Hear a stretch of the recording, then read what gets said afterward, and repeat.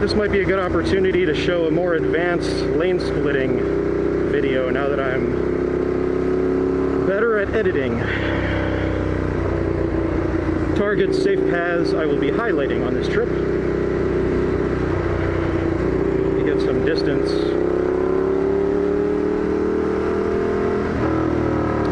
I'm not going to pass on this side. We got more room on the left.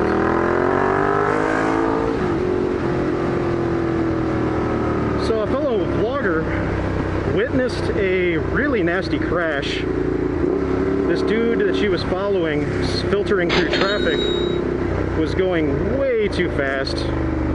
And not to fault her, but she, I think, was getting a bit distracted, matching pace with him.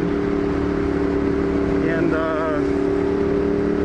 luckily she was far enough back that she was able to stop with plenty of time. But a car cut over. I don't know if they were changing lanes or if they just screwed up their lane position, but a car got over in his way, and he locked up his brakes and basically endoed into the rear of the car. Pretty crazy. I'll link that video so you guys can check it out. But man, did he go flying through the air. It's a pretty messed up crash.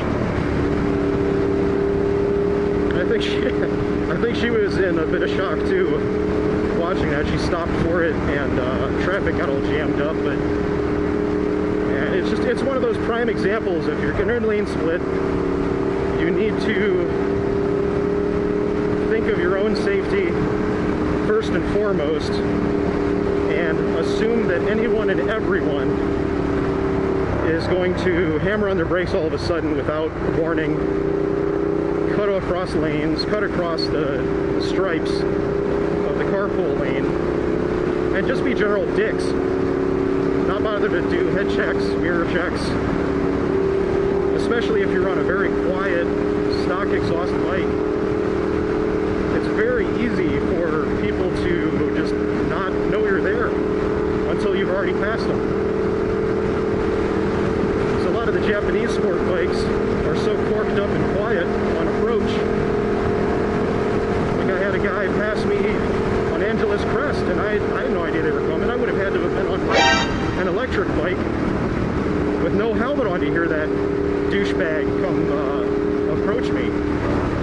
He might have been getting frustrated trying to pass me or something, but I was doing a good clip. I mean, I wasn't going slow by any means.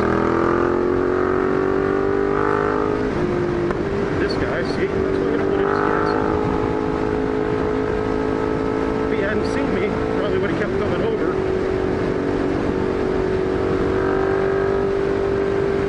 So I like to go about 5 to 10 miles an hour. Tops maybe 15 miles an hour faster than the traffic I'm filtering through. If I'm going 15 faster, it's because the cars are running parallel to each other. They're lined up laterally, meaning there's not staggered gaps where people could jump over and actually have room for their car to fit between vehicles. If there's staggered traffic patterns, like up ahead, that Toyota on the right and the Lexus on the left, then you got to be careful. Man, it smells like something just burning up ahead. Always good to do a head check, but the risk is when you do your head check, if you don't do it fast enough, somebody might be slowing down in front of you.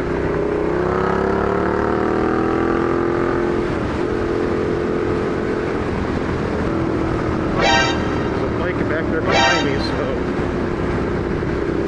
I'm not going to stare at my mirror, but see, that guy up ahead.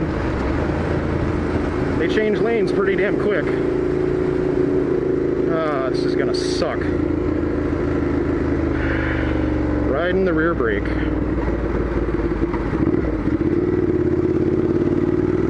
All right.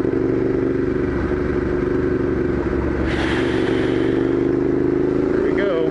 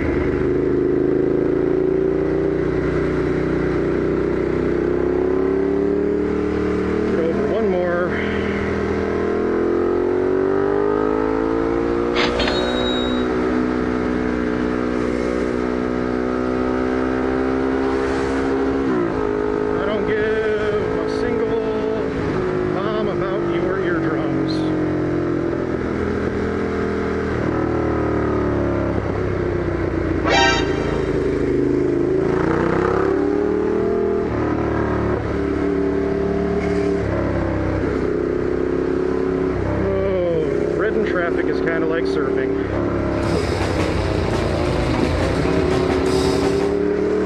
Drop my mirrors down just in case.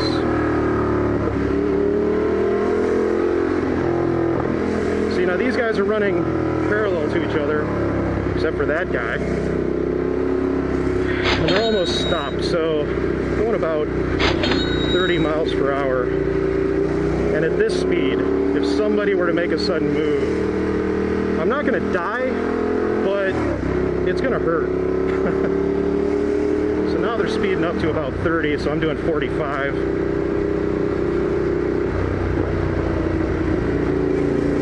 Just take it nice and easy and smooth. I think these people are paying attention. And that's not a gap. Right?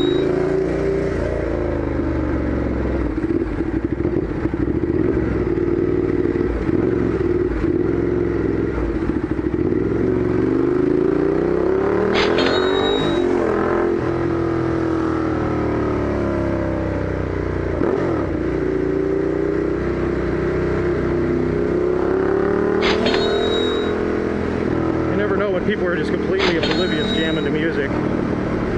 Can't even hear me coming. So I better just stay in that gear. I'm not overheating. Come on, people. Maintain your lane position.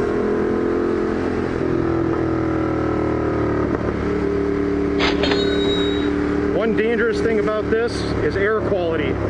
With so many cars moving slowly, the fumes tend to build up. You're not getting such good airflow as traffic goes slower. So you're breathing in a lot more. Oh, fucking A, man.